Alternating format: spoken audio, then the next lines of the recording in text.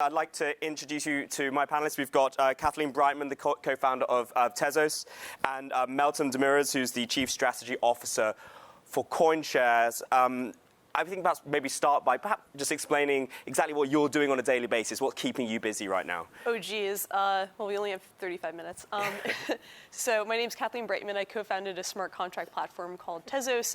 Tezos is very similar to Ethereum in many ways. One big difference is that Tezos has a formal governance mechanism where upgrades can be facilitated to the protocol rather seamlessly, based on the vote of community and token holders. And I'm Meltem Demirors. I'm Chief Strategy Officer at Coinshares, and that title is probably meaningless to most people, but I spend most of my time focused on our investment portfolio as well as growth in the US market. And actually, full disclosure, I've known Kathleen for about 4 years now, from the days when she first started working on Tezos, before she was doing it full time. And I actually run a delegation service on the Tezos network, so I'm actively involved in some of the governance that goes on in the Tezos network. Great. Well, we're clearly going to be talking about the role of decentralized networks in the light of a sort of Cold War 2.0, and maybe we could look at what exactly that means. I'm loath to use the word paradigm, but what exactly is that paradigm? But perhaps maybe, Meltem, if you want to start, what's your view on that kind of tension between the US and China in particular right now? Yeah, I think it's really, I read a lot of sci-fi books, so for my fellow sci-fi lovers in the room, I think the analogy we use a lot is, are we going to live in a future that looks like Brave New World, where apathy is sort of the norm? Are we going to live in a future that looks like 1984, that's all about totalitarian control? And I think in a lot of ways, if we look at what's happened over the last 10 years with technology in our world, as we've become increasingly reliant on digital products, digital services, we've actually become captive to 5 companies. They are the 5 largest companies on the S&P. Together, they have 15% of the S&P in terms of value. They are Microsoft, Apple, Amazon, Google, and Facebook. One of them was just discussed extensively on this prior panel. But there is really a question, if the internet created open protocols, but the networks became captive to these organizations and are proprietary, what's going to happen with blockchain networks? One of the goals we have is to create open protocols, but also open permissionless networks that anyone can build on, that can enable new sort of models for how people engage with platforms, networks that aren't as proprietary, where we're not as reliant on surveillance capitalism or monetizing data about users as a business model. But I think that's an open question. Eyeballs were the currency of the internet and still are. It's about ad revenue. And so the question is, what's the currency of blockchains? So far, it's been primarily transactions and transaction volume. But I think Kathleen and the team at Tezos probably have interesting ideas about all of the future things that could be built. I mean, do you agree with that analogy, or do you have a slightly... No, I think Meltem kind of hit the nail on the head. That's the kind of standard, I think, tension that people are exploring in the space. And so then what is the... Well, I suppose, firstly, do you think that, normal people, gubbins on the street, is cognizant or concerned about these developments, or does work need to be done to make them aware of it?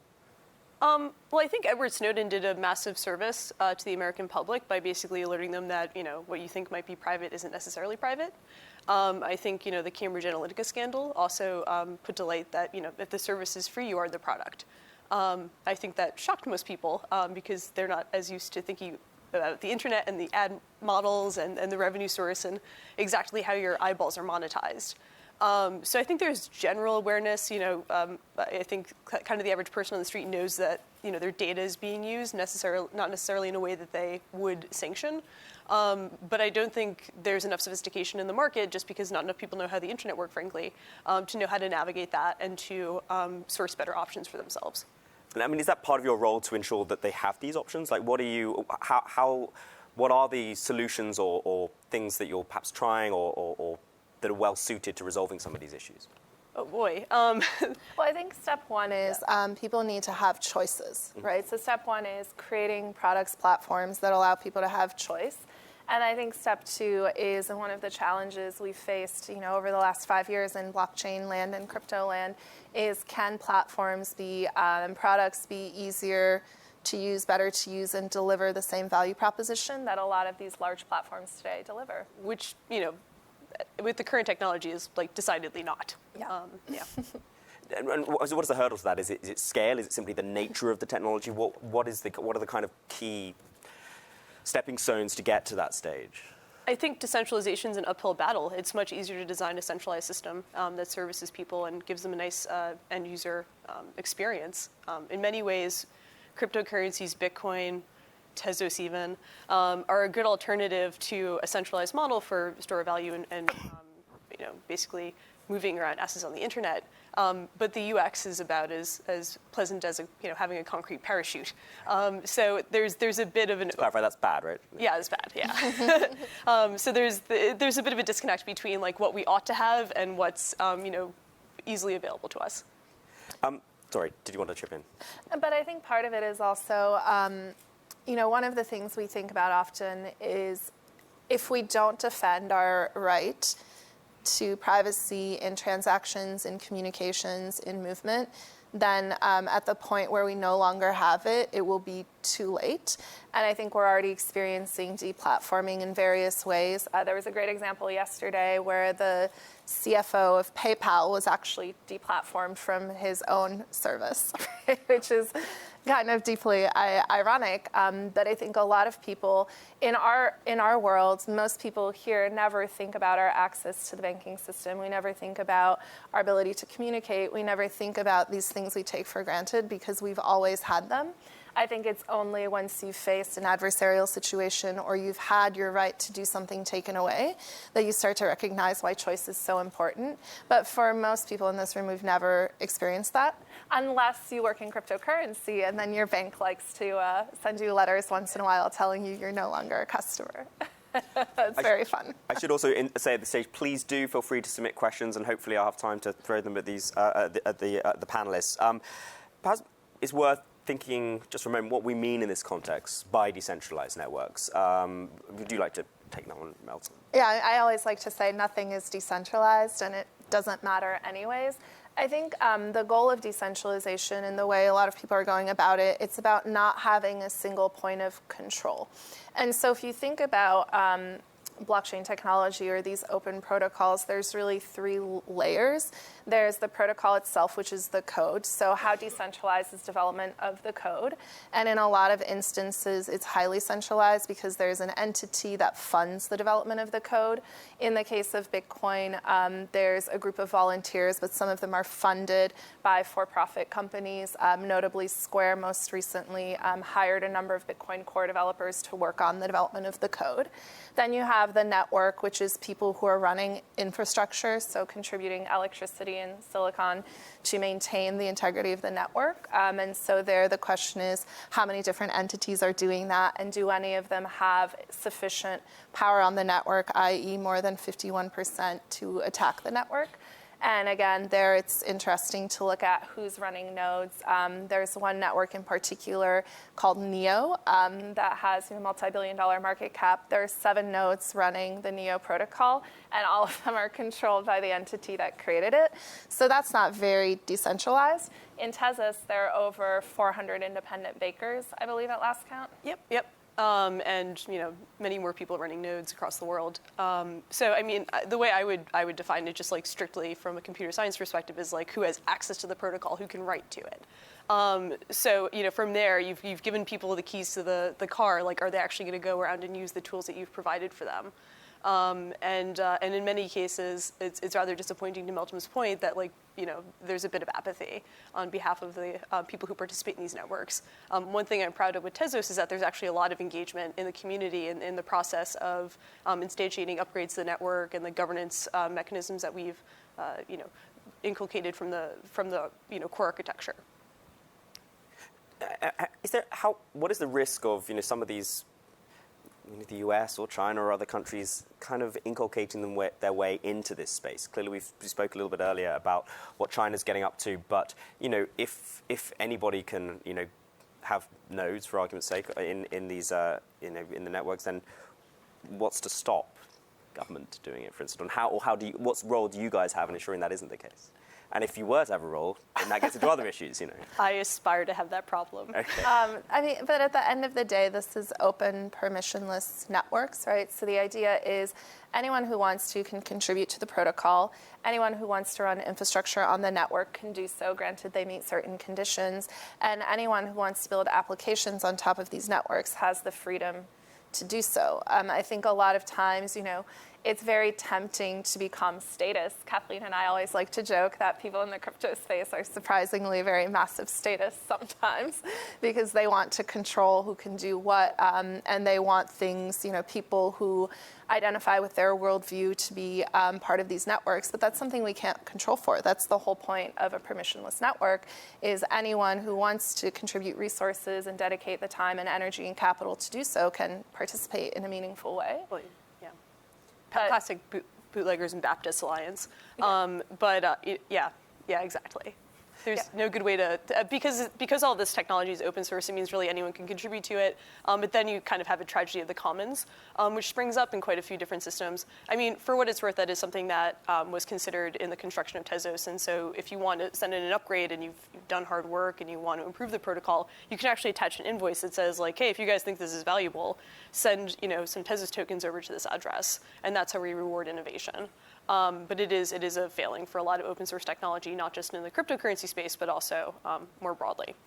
We've got a question from the audience here, an interesting one. Do you think there is a Cold War coming in terms of the Bitcoin mining hash rate, China versus the US? A lot of investment activity is taking place in Bitcoin mining sector in the US. Is that a challenge to Chinese dominance?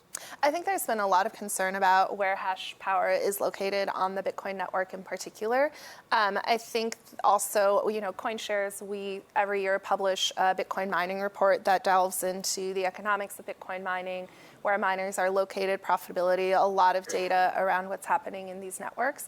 I think also the myth of Chinese control over Bitcoin mining has been a bit overhyped. There has been this interesting polarization. There is a lot of investment happening in not only Bitcoin mining onshore in the United States, but also mining with renewable energies. So there are projects happening in North Africa, in the Nordics, where there's a lot of geothermal power to take advantage of these sources of renewable energy that don't have a way to get to market, but could potentially be utilized to capture value from energy in the form of Bitcoin, which I think is pretty interesting. And so I think there is a lot of innovation happening on that front when it comes to Bitcoin mining. But I also think, again, all it takes is one nation state sort of stepping up and saying, hey, we're going to invest seriously in developing this capacity.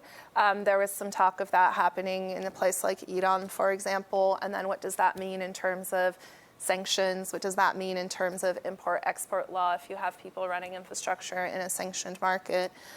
So that is one of the ongoing sort of political challenges to navigate. And again, we've seen this before. The original crypto wars were in the 90s. And this was about encryption at the time, encryption in communications and open source encryption technology being used by civilians and companies for non-military purposes. At the time, encryption was considered a weapon. And so people would wear shirts with RSA code and cross borders. And, there was a lot of debate there. And I think we're going to face some of the same challenges here because this is a new paradigm, to borrow your word. Do you have a differing view? Or? I'm very happy Meltem is on stage to take my question, yeah. There's a lot of interesting applications. I mean, there are some applications for which this is well-suited, some which there aren't. You clearly are facilitating quite a lot of new applications. What are the ones which you found particularly compelling so far? Yeah, so I mean, the promise that I've always seen in cryptocurrencies is basically facilitating the same type of transactions that large institutions enjoy, but with a much smaller ticket price. And so what we're seeing is, especially with the Tezos community, which I'm obviously more privy to than others, is security token offerings, so STOs, and basically taking something like a large real estate portfolio and using some sort of mechanism on top of Tezos, using smart contracts to coordinate and basically allocate these resources to people all across the world. I mean, are there particular markets where that, can you give some examples perhaps? Yeah, I mean, the largest one to date has been a $1 billion real estate portfolio in Thailand. I'm interested in how did that come about? Did you do they talk to them? How does it sort of evolve? That's the great part about being the founder of a very decentralized project. Like I've never met the gentleman who is doing this. I'm not exactly privy to like his motivations. He just has like $1 billion worth of real estate that he wanted to allocate capital more efficiently. He thought a smart contract would do the job. My understanding is that he spoke to some people who are privy to the Tezos programming language and more familiar with it. And he was like, yep, that's it. And so he's moving through, and eventually we'll all be able to own a little bit of a Thai beach, and I look forward to that day. Everybody, we're going to hold her to that. Everybody here gets a little piece. Yeah. But ultimately, like, this technology is it's a coordination tool. And so, like, the applications that it's best suited for do tend to be like complex coordination problems across the globe. I moderated a panel a few weeks ago at the Bloomberg conference where there were a lot of people who work for big established banks concerned about flows of money and being able to ensure that it's not being done, facilitating money laundering for argument's sake. Where's the kind of there's a certain push and pull, right? Clearly. Well, on that front, though, if we talk about visibility into the flows of money, right, this is actually a topic that comes up a lot. The reason people use cash and the reason governments have attempted to dematerialize cash and digitize those flows is precisely for this reason. What's really interesting, I sometimes wonder late at night if by, introducing Bitcoin to governments and making them more aware of how public ledgers work, we've actually introduced the tools to create our own prison. We call this the idea of panopticon money. We are in the UK, so most people are likely familiar with Bentham's idea of what... Go up and see his body at UCL if you have the time. Oh, fantastic. We'll add that to the list of things to do today. Priorities, pay homage to Bentham. But I think if you think about the idea that, on a public ledger, you have the ability to track and trace transactions, and then you have a number of different services emerging who are already working with intelligence and governments to de-anonymize wallet addresses in the same way that IP addresses have been de-anonymized on the internet. It actually introduces an entirely new paradigm where governments have the ability for the first time to use the same technology we're trying to use to create tools for freedom and choice, to create a lot more control, to extract taxes at the point of sale, and to do all sorts of things to surveil and monitor how people transact and interact. We see this happening in China already with their social credit scoring system and the way they're using data about individuals to limit their access to the ability to travel, to limit the access of people to leave the country. But also, I think a big attempt there is an attempt to stem the flow of capital out of the country. Or in some markets, I was just in Turkey where the Turkish government is working on a digital lira. There, the idea is, 54% of all consumer savings are in US dollars, not in liras. So if they can inject a digital lira into the economy, they can mandate that everyone have a certain balance of liras as opposed to holding dollars. Do you feel, do regulators have a role, and what should their role be? What line should they be drawing, if any? I think Meltem would have stronger opinions on that than I do. I have a lot of feelings. Yeah. I think the challenge has been regulations unclear, number one, and number two, it's inconsistently enforced. So I think the first is to have clear sort of mandate of what the regulation is. In the U.S., there's been some back and forth, but we've determined Bitcoin is not a security. If you run a Bitcoin business, you should comply with existing financial regulation depending on your business model. So apply with OFAC rules, which relate to sanctioned countries and sanctioned individuals.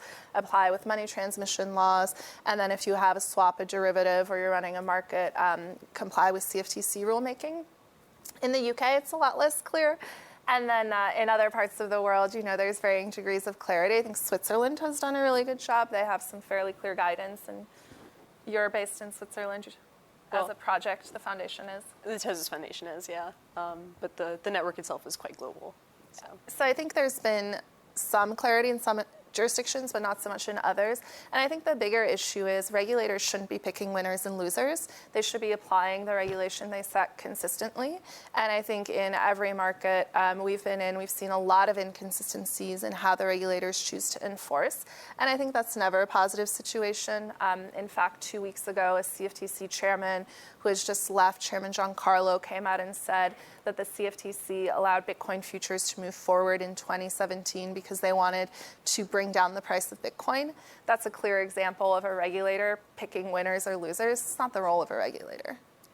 An interesting question for the floor, and maybe some ideas to feed into it, and I'll finish with this question. We've seen China, identify industries that are strategically important. They did it with solar panels. They're now investing huge amount in semiconductor technology and trying to, boost their capacity for advanced technology manufacturing. So the question we have here is, what happens to Bitcoin if, and it's a big if, China creates a state program aiming to become, to hold more than 51% of mining power? Fun times ahead.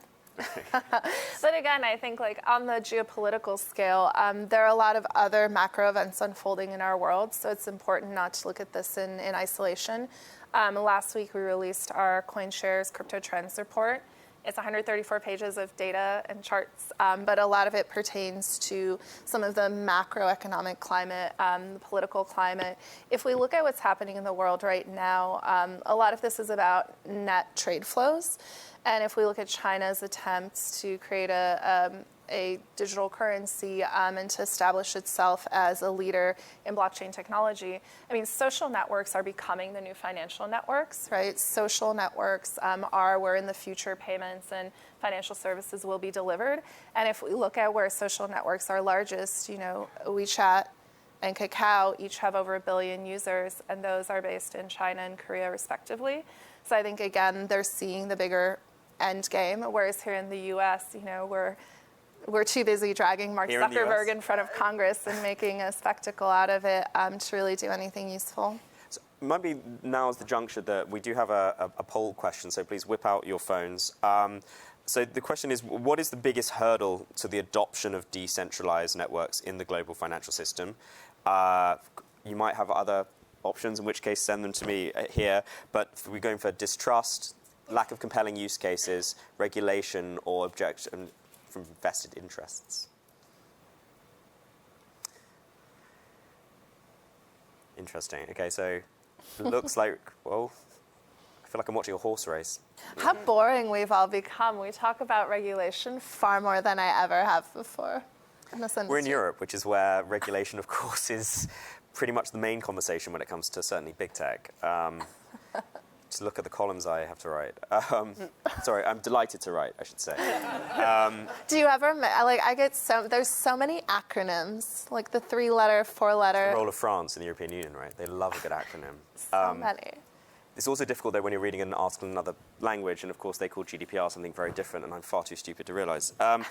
So, interesting. Okay, so regulation clearly is right up there. I do wonder if the answer would be the same if we were not in Europe, if we're in the US asking the same question. What's your sense? You think it would be the same? Yeah? Okay. Which is so sad in a way. Sad reality, Perhaps I suppose. Inevitable. That does lead into, though, the next thing I want to ask. What is the role of big institutions, and I don't mean the regulators so much as central banks, of course, Google, Facebook, Apple, Alibaba, those kind of companies. There was a big conversation about Libra earlier. Does that? We talked a bit earlier about adoption, and they are in however many billion pockets around the world. Does the likes of these companies coming into the space make it easier or harder for the more independent operators like yourselves? Yeah, for my part, Tezos was created largely by myself, my husband, and a small group of people, and so it's very much a mom and pop shop. But it's nice to see larger companies take an interest, like Samsung, Facebook, so on and so forth, in the technology and actually invest in it, because it is, at the end of the day, open source.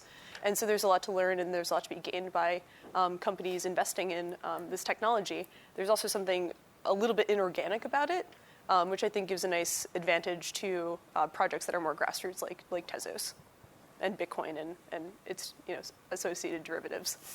And what about when Mark Carney sort of seems to advocate a sort of supranational stablecoin? What's your view on that? I think it makes a lot of sense, right? So first it started, as many things do, and what I think is interesting about digital currencies is they're a retail or consumer first movement, where it really was a grassroots movement born in the open source community, and from there it sort of spread in concentric circles. It's kind of like being on the internet in 1992, like being a dork and being in your little like online gamer chat, and there were 10 weirdos, and then your mom all of a sudden was on AOL, and then your mom was on Facebook, and you're like, My mom is still on AOL, which is... my mom just switched to Gmail. I taught her how to use 2FA. She's on the Gmail. She's got the 2FA set up. It's great.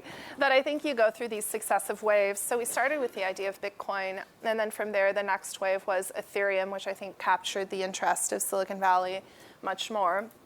Then from there, it was ICOs, which captured the interest of people who like money, to borrow from Charlie. You know, there are a lot of people who like money, and they saw ICOs as a great way to potentially make money. Then from there, it became stable coins, which solved an interesting need in the industry, particularly moving working capital around. And now it's expanded to sort of the last frontier, which is financial institutions saying, well, how do we profit from this? How do we have a role to play here? And now governments, right, the largest entities in the world, trying to understand what their role will be. And I think, again, there is a fundamental tension when we talk about a central bank issued digital currency and something like Bitcoin. These are two very different things. Well, they're antithetical, actually. Bitcoin was optimized for censorship resistance. I don't think you could say the same about a central bank digital currency.